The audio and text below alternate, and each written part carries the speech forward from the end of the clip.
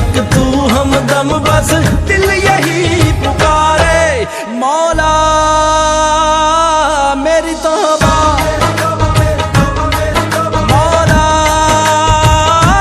मेरी तौबा।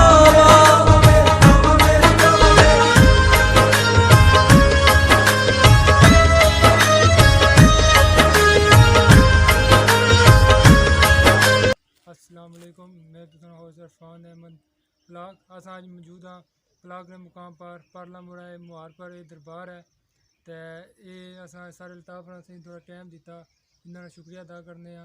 तो अज अस इन्हों को पूछा कि पहले बैठक होनी सी या पहले मुड़ू इस साइड होनी सी या इस तू नहीं सी होनी। तो इन्हों को पूछा अज। तो अस्सलाम वालेकुम सर। वालेकुम सलाम। बस हो इस टाइम बारिश हुई। औज़ बिल्लाहि मिनश शैतानिर रजीम, बिस्मिल्लाहिर रहमानिर रहीम। करोड़ों लाखों दरूद हज़रत मोहम्मद मुस्तफ़ा सल्लल्लाहु अलैहि वसल्लम और उनके आल पर। अज़ीज़म, ये दोनों जो यूट्यूबर हैं, साकिब हुसैन भी मेरा शागिर्द भी है और इरफान अहमद भी, तो इन्होंने आज रिक्वेस्ट की है कि सर हमें कुछ इस बारे में बताया जाए। तो चूँकि हम भी इस एज के तो नहीं हैं कि इस दरबार के बारे में पूरी मालूमात दे सकें, लेकिन जिस तरह हमने अपने बुज़ुर्गों से सुना है, रवायात चल रही हैं, तो उनके मुताबिक ये है कि तकरीबन 100 साल कबल पलाक के अंदर, चूँकि उस वक्त लोगों का पेशा ही गला बानी था, जानवर पालना था, तो यहाँ पर जानवरों के एक बीमारी जो है फैली। तो यहाँ के जो बुज़ुर्ग थे बाबा नूर मोहम्मद साहब, उन्होंने तकरीबन काकड़ा के मकाम से एक बुज़ुर्ग जिनका तल्लक डोडा शरीफ ज़िला गुजरात से था, ये जलालपुर जट्टा और हैड मराला के दरमियान में एक बहुत बड़ा गांव है। आज भी वहाँ पर उनका मज़ार है और मरकज़ है, और वहाँ पर वो अपनी तालीमात जो हैं वो जारी और सारी रखे हुए हैं। तो वहाँ से वो बुज़ुर्ग पलाक में तशरीफ़ लाए और यहाँ पर आकर उन्होंने जानवरों के लिए जो दम दरूद करना था वो किया, जिस तरह हमारे बुज़ुर्गों ने हमें बताया है। तो उन्होंने जो है, जो बकरियां बीमार थीं उनके कानों को टक लगाया, तो जो भी बच्चा आगे पैदा हुआ उसके कानों को टक लगा हुआ था कुदरती तौर पर, तो इस लिहाज से वो पीर टक्की वाले के नाम से मशहूर हुए। तो यहाँ पर सिर्फ जो हमने देखा है कि सिर्फ एक चार दीवारी होती थी, और पुराने लोग बताते हैं कि यहाँ पर जो जोड़ों के दर्द वाले लोग या कोई री का दर्द होता था तो लोग आते थे तो शफायाब होते थे। तो यहाँ पर जब ये सड़क बनी 1965-62 में, तो उस वक्त ये कर्नल साहब थे, तो उनको इस तरह के जोड़ों का दर्द था, जिस तरह पुराने बुज़ुर्गों ने हमें बताया है। तो वो यहाँ पर तशरीफ़ लाए और 2-4 दफ़ा आए तो उनको काफ़ी अफाका हुआ, तो उन्हें यहाँ पर एक थला बना दिया जिसको हम जाय नमाज़ कहते हैं। जाय नमाज़ बना दी, क्योंकि यहाँ पर कोई कब्र नहीं है, कुछ नहीं है।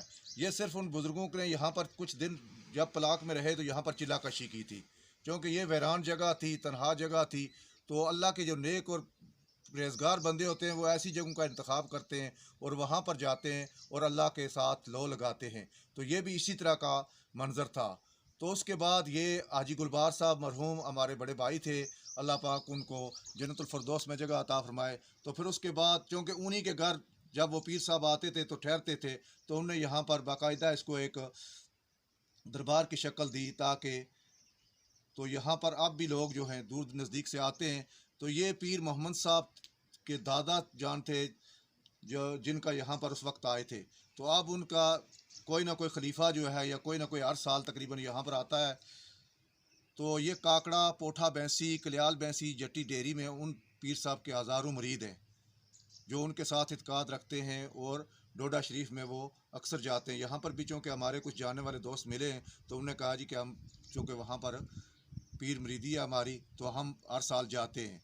तो यहाँ से तो हमें किसी जाने का इत्फाक नहीं हुआ। वैसे मैं डोडा शरीफ के एक दफ़ा सियालकोट जाने का इत्फाक हुआ, तो वहाँ से गुज़रा हूँ, तो देखा है कि वहाँ पर बहुत बड़ा उनका मदरसे हैं। औरतों का अलहदा मदरसा उन्होंने बनाया हुआ है, बच्चियों के लिए भी तालीमात जारी हैं और बच्चों के लिए भी मदरसे रखे हुए हैं।